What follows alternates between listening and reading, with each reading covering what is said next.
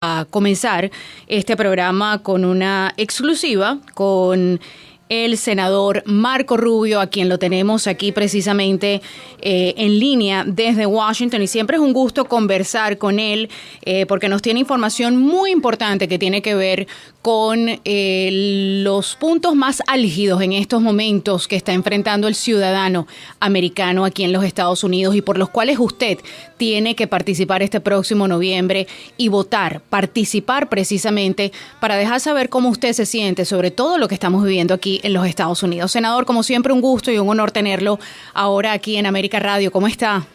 Muy bien, el gusto y el honor es mío, gracias.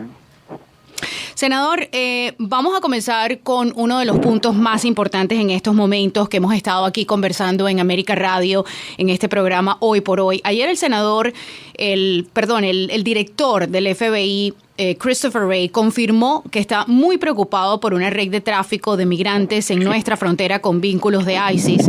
Y de eso vamos a hablar más adelante, pero una de las confirmaciones que todos esperábamos y que ayer finalmente el FBI lo hizo y se lo hizo a usted fue el peligro de las fronteras abiertas, estas pandillas violentas que están ingresando ilegalmente a los Estados Unidos y las redes, como dije anteriormente, de contrabando que tienen vínculos con ISIS. Tengo entendido que este jueves ustedes van a estar presentando una carta al presidente Joe Biden y tiene que ver con este grupo criminal delictivo del Tren de Aragua. Y quiero que me comente un poco más sobre eso.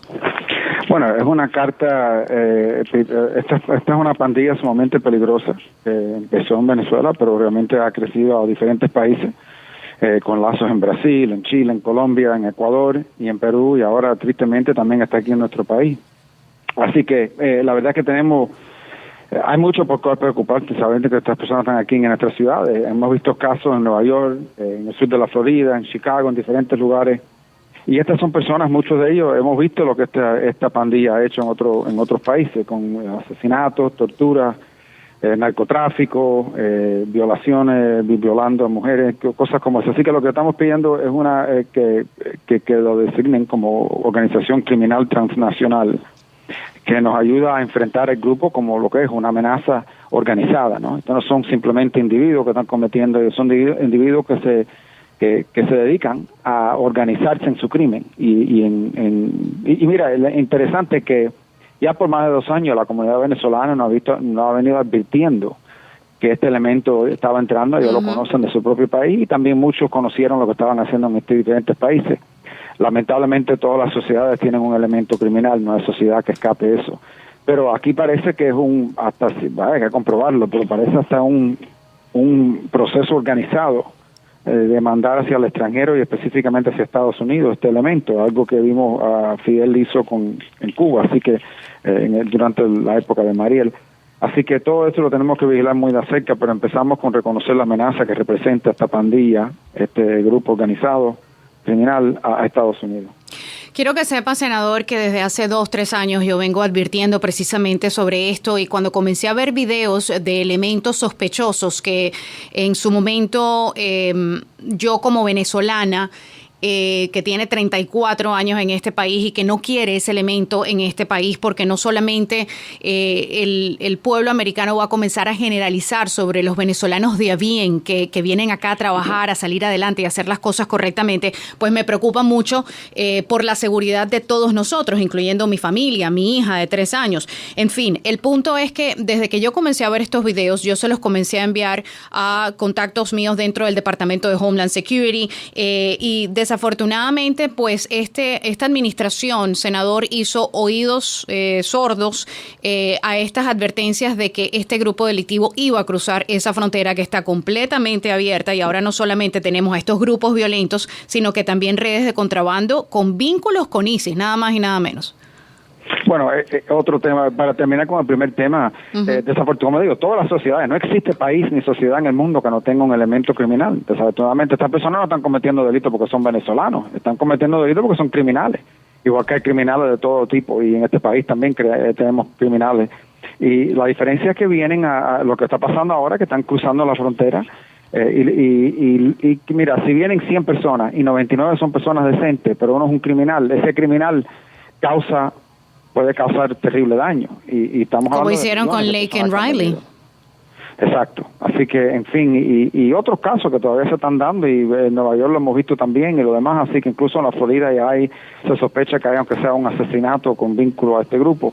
En términos de esa red, mira, esto de traficar en personas, por ejemplo, si alguien vive en África o alguien vive en el Medio Oriente y quiere venir hacia Estados Unidos, hay redes que son como un negocio, que se dedican a mover personas de un país al otro.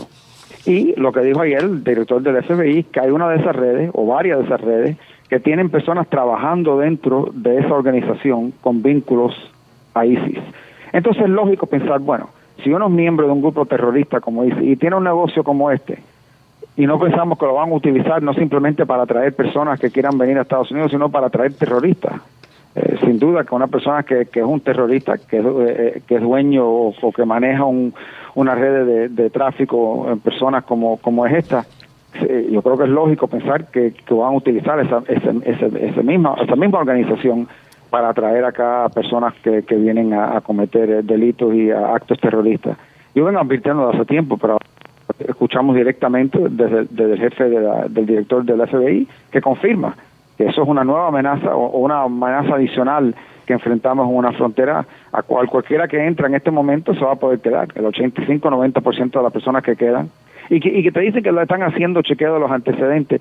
En muchos casos estas personas vienen con documentos falsos y en otros casos vienen de países donde no hay antecedentes, donde no hay manera, por ejemplo, de conseguir el antecedente de ese individuo. Se le está permitiendo entrar y quedarse en este país a estas personas. Senador, yo pensando un poco no solamente sobre el tema de ISIS, sino también con esto del Tren de Aragua. El Tren de Aragua tiene más de 5.000 hombres y desde el 2014 está operando como una estructura de negocios dedicada a delitos rentables que le generan más de $15 millones al año. Es una de las 5 bandas criminales más peligrosas de América Latina. Es un modelo utilizado por las maras de Centroamérica. Y lo que más me preocupa en estos momentos, pudiéramos pensar que todos van a venir al sur de la Florida porque es donde están la cantidad de venezolanos, pero ya vimos que en Georgia ocurrió este lamentable suceso que de verdad que no me puedo imaginar cómo se siente hoy en día la familia de Laken Riley. Usted y yo somos padres y podemos entender ese sentimiento perfectamente, pero de haber un cambio en la Casa Blanca, de si la gente va, porque yo siempre digo que las elecciones tienen consecuencias, de la gente cambiar esta administración en el 2024, en noviembre de 2024, ¿cómo comienza a limpiarse todo este elemento que no necesitamos y que no queremos los ciudadanos de a bien en este país? O sea, ¿es posible realmente una masiva deportación como en su campaña lo está diciendo el expresidente Donald Trump? Bueno, nunca se ha hecho. Que es posible, todo es posible, es difícil, porque por ejemplo Venezuela no va a aceptar 300.000 personas criminales que le deporten, por ejemplo, ni Cuba tampoco va a cooperar y otros países, pero esto es lo que te puedo decir. Mira, en diciembre del año 2020, las leyes hoy en día, las leyes migratorias de Estados Unidos hoy en día, las leyes que están en los libros, son las mismas que habían en diciembre. ¿Qué cambió de diciembre a enero? A la mitad ya a fines de enero vimos que se alzó los números muy altos de personas entrando. ¿Qué es lo que cambió? Lo que cambió fue no simplemente la presidencia, sino que el presidente Biden decidió que por primera vez en la historia de este país, la enorme mayoría de personas que cruzaban no se iban a detener, se iban a poner en libertad. Siempre han habido excepciones, ¿no? Por ejemplo, han hecho excepciones con niños y todo lo demás, pero ahora básicamente hicieron la decisión que el que cruce, mientras que pida asilo, se va a permitir el 85-90% que vengan y vivan dentro del país esperando su audiencia, que puede demorar 6-7 años. Eso fue lo que cambió. Entonces la gente se dieron cuenta, ahora si yo entro a Estados Unidos y me entrego a las autoridades, yo tengo un 85-90%, la posibilidad de poder quedarme y entrar y que me pongan en libertad son 85-90%, y a los 6 meses con un permiso de trabajo. Increíble. Eso crea un incentivo masivo para que vengan personas de todas partes del mundo. Y por eso hoy en día estamos enfrentando 7.3, 7.4 millones de personas que han entrado en este país en los últimos 3 años, que están aquí de manera irregular y ilegal. Ahorita precisamente. Y ahora lidiar con eso es sumamente difícil, pero hay que hacerlo. Sí. Porque esto es una cosa, y imagínense si Biden sale de nuevo, vamos a tener 15 o 20 millones de personas en este país, porque él se va a poner peor, no mejor la cosa. Precisamente ahorita estoy leyendo una nota. Hombre arrestado en el condado de Flagler después de que agentes encontraran múltiples identificaciones falsas, pasaporte y tarjetas de seguro social. Hernández había sido deportado de los Estados Unidos varias veces. O sea, esto se repite, más tenemos ISIS entrando por la frontera y además bandas criminales como el Tren de Aragua. O sea, es un undertake muy complicado, pero yo creo que la gente tiene que entender que esto es absolutamente necesario si queremos preservar algún tipo de normalidad, si es que aún existe en los Estados Unidos. Aquí todo el mundo habla de todas estas ciudades. Es interesante ver todas estas ciudades que cambiaron las leyes después de lo de George Floyd, y ahora todas estas ciudades, todas, están cambiando sus leyes de nuevo para arrestar a criminales, porque lo que vieron es que hicieron estas tonterías y ahora le ha caído arriba una ola criminal. Es lo mismo con esto de la inmigración. Aquí todo el mundo en Nueva York, todo el mundo en Chicago, los líderes de esas ciudades, todos estaban a favor de una frontera abierta, mientras que el problema era de Texas o de Arizona o de Nuevo México o de California. Pero ahora que están entrando a sus ciudades, ahora todo el mundo quiera que sea más duro la situación. En fin, esto va a afectar a todo el mundo. No hay parte de este país que se pueda escapar eventualmente, cuando estamos hablando de millones de personas que siguen entrando a diario. Hoy mismo van a entrar 10, 15 mil personas. Así es. Hablemos sobre la base aérea de Homestead. Usted ha emitido declaraciones al respecto, se ha encargado de dar a conocer la importancia, ¿no?, de proteger la base aérea de Homestead para asegurar el futuro de los Estados Unidos, la capacidad del ejército estadounidense para responder a las amenazas de nuestro hemisferio, y eso significa proteger esta base precisamente donde se encuentran F-15 Eagles, F-16C Fighting Falcons, que operan desde el comando o trabajan con el Comando Sur de los Estados Unidos para defender nuestra nación de ataques aéreos y otras amenazas. O sea, cerrar este lugar es impensable en estos momentos que vivimos. No solamente eso. Mira, por ejemplo, es un lugar logístico muy importantísimo. Mira lo que está pasando en Haití, donde estas bandas criminales del país tenían amenazado a americanos trabajando en la embajada, y tuvieron que salir un grupo de militares de Homestead, salieron de Homestead hacia Haití para rescatar y sacar del país al personal diplomático y su familia que estaban en Haití. Si no fuera de Homestead, tenían que haber salido de Tampa o de otro lugar más lejos. En fin, eso es un ejemplo de cualquier emergencia que exista en este hemisferio. Homestead es una base aérea masiva que está de estatus reserva, pero sigue teniendo un papel clave, y es algo que realmente es imposible reemplazar si no lo tenemos. Así que hay que mantenerla vigente y fuerte y funcionando, porque lamentablemente no tenemos esa presencia en el resto del hemisferio. No podemos perder la base de Homestead. Por cierto, hablando de Haití y la situación tan precaria que se está viviendo allí, el señor Nayib Bukele ha ofrecido su ayuda precisamente para acabar con toda esta violencia que se está viviendo en Haití. Ya han pasado 2 días desde que Nayib Bukele ofreció su ayuda para llegar a un punto de paz en Haití. La ONU no responde, y me pregunto yo, senador, la ONU accedió a que el dictador de Venezuela, Nicolás Maduro, sea garante de la paz en Colombia, quien ha asesinado a más de 9.465 venezolanos que se sepan, ¿no?, registrados, pero cuando este presidente de El Salvador ofrece su ayuda, hay un silencio total. O sea, hay una incoherencia. Lo de Haití realmente es una verdadera degradación social. Lo es, y la diferencia obviamente en lo que pudo hacer ahí en El Salvador, y que lo ha apoyado yo a él mucho, y en Haití, que en Haití en este momento no hay autoridad. Te voy a decir una cosa, que hay unos policías que han peleado en contra de estas pandillas, que han sido sumamente valientes, porque realmente no tienen apoyo político, no tienen recursos, y un poco número de ellos que se quedaron, y realmente es lo único que queda en ese país que está funcionando en este momento, y se merecen ese reconocimiento. Pero en fin, en Haití en este momento no hay gobierno, no hay autoridad. Lo que hizo en El Salvador es que él asumió la presidencia y utilizó los organismos del Estado para encarcelar a estos pandilleros y eliminarlos de la calle. En Haití, desafortunadamente, lo más poderoso son los pandillas. El gobierno no funciona. Entonces uno ve divisiones entre la sociedad civil. Hay algunos que quieren que vengan personas del extranjero a ayudar, y muchos otros que dicen que no quieren que nadie venga. En fin, es una situación sumamente peligrosa, y también afecta mucho a República Dominicana, que tiene una amenaza inmediata a su frontera, ¿no? Que esto empiece a cruzar hacia su propio país, y ellos tienen sus problemas también, pero no quieren que eso agregarle un problema nuevo en términos de la frontera con Haití. Es una situación lamentable. La mayoría de los países de la región no han querido asumir ninguna responsabilidad, Y es un tema sumamente difícil. Esto de Haití es una tragedia que se ha vivido varias veces ya durante mi vida y no tiene solución fácil. Pero esperemos que más países tomen cuenta sobre lo que está ocurriendo y que presten la ayuda que se le pueda dar. Pero, repito, lo difícil de Haití es que en este momento no existe un gobierno que funcione, ni autoridad ni organismos estatales que funcione. El poder está en manos de pandilleros, criminales. Hablando de amenazas, tenemos a Nicaragua, que está permitiendo el cruce de personas que terminan acá en los Estados Unidos, cubanos, chinos, africanos. O sea, esto también, Nicaragua se ha convertido en un eje de trata de personas. Se ha convertido en un negocio para ellos. Es parte de cómo lucra la dinastía criminal de los Ortega. Ellos lo que están desde el 2021, todos los requisitos de visa lo han quitado para varios países. Incluso algunos países han tenido que bloquear, ¿no?, los viajes de Nicaragua hacia su país, porque se ha convertido en una puerta abierta invitando a personas de toda parte del mundo que entren sin visa y de ahí se montan en el sistema de tránsito hacia Estados Unidos y ellos y lo han hecho, lo han lucrado de eso, ¿no?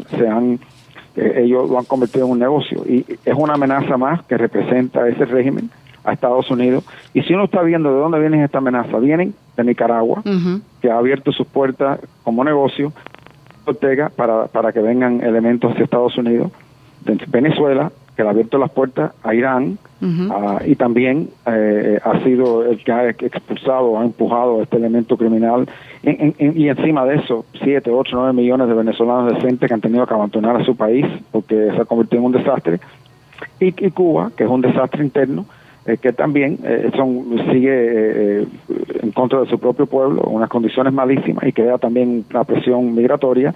Estos tres países marxistas, enemigos de Estados Unidos y su gobierno, son los responsables de la mayoría de los problemas que tenemos en este hemisferio hoy en día. Estamos conversando, amigos oyentes, con el senador Marco Rubio. Senador, nos está llegando información desde Colombia, de información no confirmada, pero se habla de que el mandatario Gustavo Petro tiene ideas o pudiera reportar, hay cierto temor entre los expresos políticos venezolanos que pudieran deportar a estas personas que han hecho vida huyendo de la dictadura de Maduro, que pudieran ser deportados a Venezuela. Si eso ocurre, yo no le tengo que explicar a usted, pero lo hago con la audiencia, que estos terminarían no solamente presos en lugares como el Helicoide, pero también serían torturados y cuidados y no asesinados. ¿Hay algún tipo de preocupación de su parte con esta situación, aunque no ha sido confirmada por el gobierno de Gustavo Petro? Bueno, siempre hay la inquietud y la preocupación que como manera de congraciarse con el gobierno de Maduro le den esta concesión. Hasta ahora no ha ocurrido, se lo hemos expresado a las autoridades, creo que va a haber mucha resistencia institucional dentro de Colombia a ese tipo de acción. Pero desafortunadamente y desgraciadamente la presidencia en este momento está en manos de una persona que ha decidido que quiere acercarse hacia Maduro. Así que esperemos que eso no ocurra. Se lo ha expresado de la manera más fuerte posible lo horrible que sería si ellos, y hasta ahora no lo han hecho.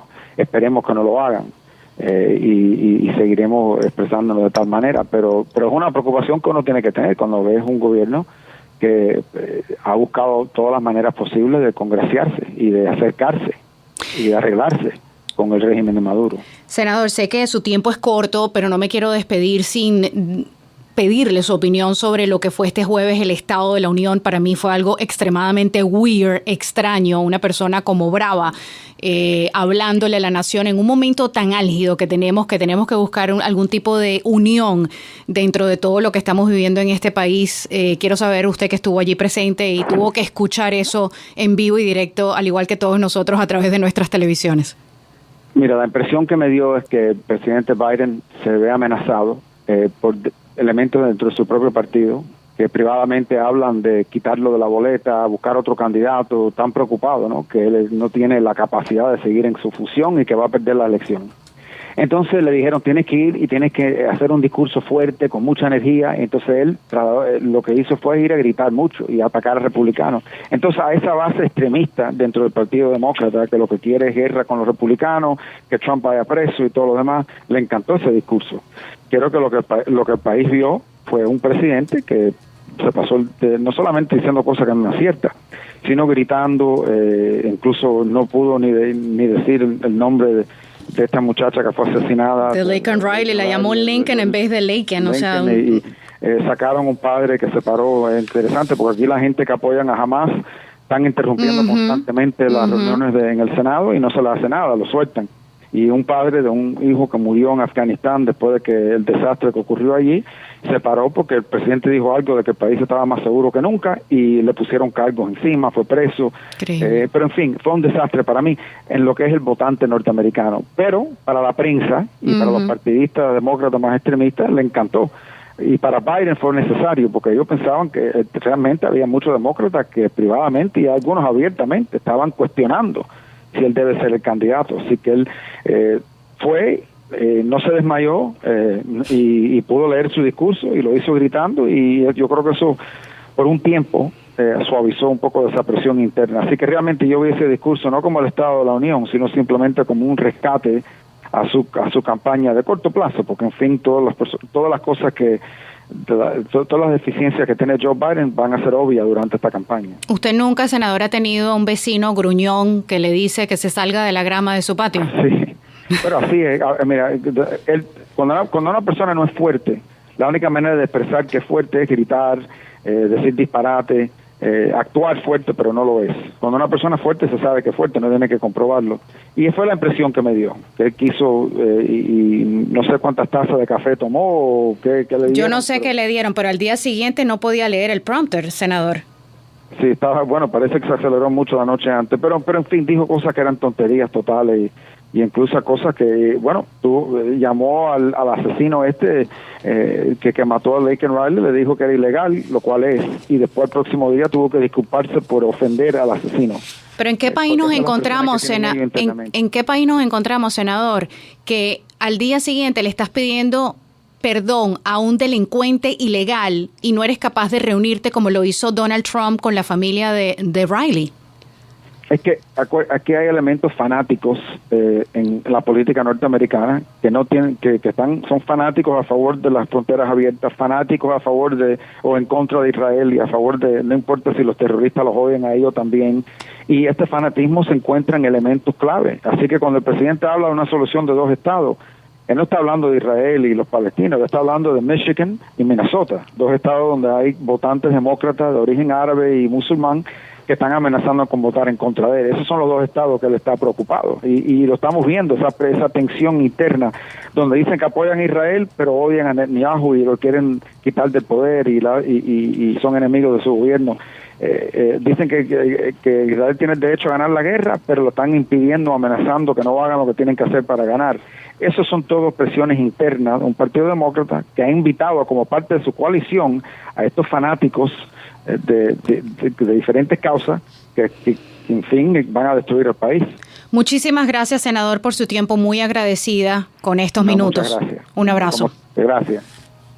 El senador Marco Rubio con nosotros aquí en exclusiva. Bueno, acaban de escuchar al senador. Tenía que irse corriendo desde hace ya varios minutos, pero nos ha brindado su tiempo y sus comentarios. Usted escuchó aquí en exclusiva, en Hoy por Hoy con Karina Esmocada, en América Radio 1260M.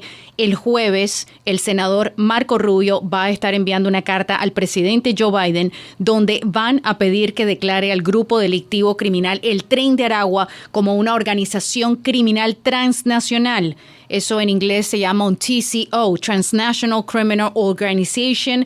Esta carta, hasta el momento de esta entrevista, ha sido firmada por la congresista María Elvira Salazar de la Florida, republicana, también el senador Bill Cassidy de Luisiana, republicano, la senadora Shelley Moore Capito de West Virginia, ella también es republicana, y el congresista Chris Smith, Distrito 4 de New Jersey, republicano. Hasta el momento todos son republicanos los que están pidiendo que se declare al grupo delictivo criminal el Tren de Aragua como una organización criminal nacional, y usted lo escuchó primero aquí en América Radio. Para estar bien informado, te invitamos a escuchar América Radio 1260 AM Miami, la voz del exilio.